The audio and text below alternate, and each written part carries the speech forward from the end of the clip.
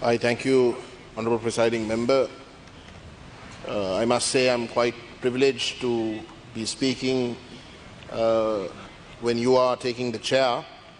Probably one of the most honourable members and also a member who consistently intellectually delivers to the debates of this House. So in that way I am quite privileged, Honourable Presiding Member. Last year when the Gotabaya Rajapaksa government presented its first budget, I made it a point to state that the country cannot look upon the Northeast as the same as the rest. And the most important instrument that must reflect that difference is the budget. And I said that 1 year ago, Honourable Presiding Member, because the Northeast has been a region that has been affected by war. It has been completely destroyed. The economies of the people there lag behind some 35 years, not only with regards to genuine capital, but also with regards to capacity. So to essentially try and treat, just because the war is over, that part of the country in an equal footing with the rest is to perpetuate their disadvantage. Because you have already created a situation where they are in a rut, and without recognizing the fact that they are in that rut, and to try and in some way first protect whatever that they have, and then come up with some sort of policy that can strengthen their economy so that at some point during the course of the incumbent government's term, that they can reach a stage where they can thereafter try and compete with the rest of the country. If you do not have such an approach, but rather you continue to simply forget the fact that they are 35 years behind, lagging behind, and you try and treat them on an equal footing with the rest of the country, you're perpetuating their pauperization. You're perpetuating that disadvantage. And you're creating a situation where then thereafter, like what you're doing now, where you build infrastructure to build roads and various other facilities in the Northeast, you're only creating a situation where people from outside the Northeast can quite simply come to that area and take over the economy. I am not a person who essentially takes after protectionism, but in a situation where peoples are not equal, in a situation where regions are not equal, you have to resort to such protectionism if you are to protect those people, those vulnerable people. But the previous budget failed to do that. This budget goes even further in failing to do that. And the justification, if at all, that this government can try and give is that the rest of the country has also suffered because of the COVID pandemic. And the whole country's economy is in a bad footing. You can't compare the negativities of the rest of the country with the Northeast. The Northeast is 10 times worse, at least 10 times worse because of the COVID situation. But this government doesn't care. Not one utterance from government benches have tried to in some way address these concerns. But instead, Honourable Presiding Member, you know that the Northeast stands on 3 pillars economically: fishing, farming, and to some extent trade. But fishing continues to be an area where the government systematically destroys livelihoods. The Navy works in a way where it protects illegal fishermen coming into the northeast from other areas using banned methods of fishing, and in the process destroying the fishing nets and various other assets of local fishermen. Not only that, you also have the Navy deliberately allowing foreign fishermen belonging to India, to deliberately come into the northern waters, to come and once again use illegal fishing means, in the process destroying all the assets. We have repeatedly, me and my colleague, the Honourable Selvaraja Gajendran, many other honourable members of parliament belonging to the northeast have repeatedly brought this matter up, but the government takes no actions. So for 34 years, 35 years of the war, you had banning on fishing, and then now once the war is over, those fishermen who already are only fishing with techniques 35 years old are asked to compete with the rest of fishermen who come into their own area, use illegal means, even though those illegal means may be lucrative, use those illegal means, destroy the assets in the process. What is this? What is the outcome? Those people can't continue to survive. Farming has the same story.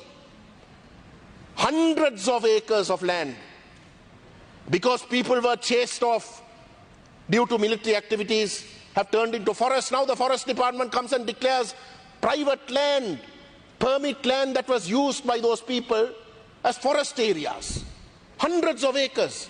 When we bring it up to the notice of the minister is not bothered. On the contrary, if there is a reallocation of those state lands through permits, it is given to border villages, members who belong to other districts other than the northeast. Why? To systematically try and change the demography of the northeast. This is what is happening. This is what is happening. But when we tell these truths, members opposite, why even members on this side, when they were opposite last time, turned around and said that we are racist, or that we are communal minded, or that we don't want Sinhalese to come and be any part of the northeast. No, that's not the reason. But you can't pauperize the people of the northeast to the benefit of people outside so that they can come and take over the entire area. But that is what is happening.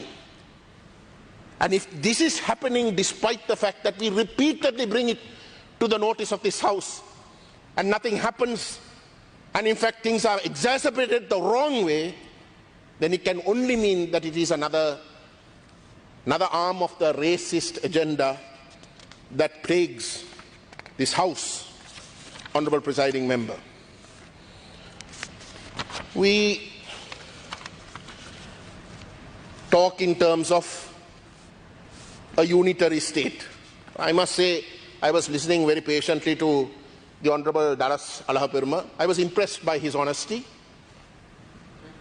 He was honest in the sense where he said that every consecutive government after maybe the first 10 years since independence must take blame to the appalling situation to which this country has fallen. That's true. That's true. But this country began to fall not because of COVID. It began to fall that 10 years after independence because you, whichever government that came into power, chose to look upon another population that inhabits this country as an enemy, and because you chose to deliberately pursue policies first and foremost to destroy that perceived enemy so that they can claim no part of this island, so that they cannot say that the Northeast is their homeland, so that it can only be the Sinhalese who can call this entire island their homeland. That was the policy that was pursued that resulted in creating enemies within the state, and eventually the state itself having to spend vast amounts of its money in trying to pursue a military option in order to continue to pursue that idea of this being purely a single Buddhist country. Well, you succeeded in the sense that you've made sure that the war was brought to an end. Well, you've had 12 years since the war came to an end. What are your achievements? What are your achievements? There is no LTT now for you to blame. Have you achieved anything in the last 12 years? The first, the Mahinda Rajapaksa government for 5 or 6 years, then thereafter the Ranil Wickremesinghe Maitripala Sirisena government. What have you achieved? Every year you went down. The following year was worse than the previous. And now you have COVID where you have taken a nosedive. You're scraping the barrel. Even now, you rather not reconsider your past. When we say Sri Lanka has to change, take a new path, 74 years of this unitary state has been a disaster. You have systematically plummeted the country to ground zero. Rethink. You have nothing to lose because you have hit rock bottom. Rethink, make every part of this island a plurinational country where everyone can contribute. Rethink so that the Tamil nation can ask its diaspora to contribute, to invest. But no, you rather not do that. You rather not do that. You rather cling to this notion of a unitary state and that Sri Lanka only belongs to the Sinhala Buddhists, and go down the path of not only destroying the Tamils, now you have started against the Muslims, but also that selfishness, destroying your own soul. Your own soul. To commit the most heinous crimes known to mankind and fight the war and try and win the war against the Tamils, you became indebted to countries. Now what is happening? To pay that debt, you're selling off your country to those countries. In the process, you created a geopolitical contestation.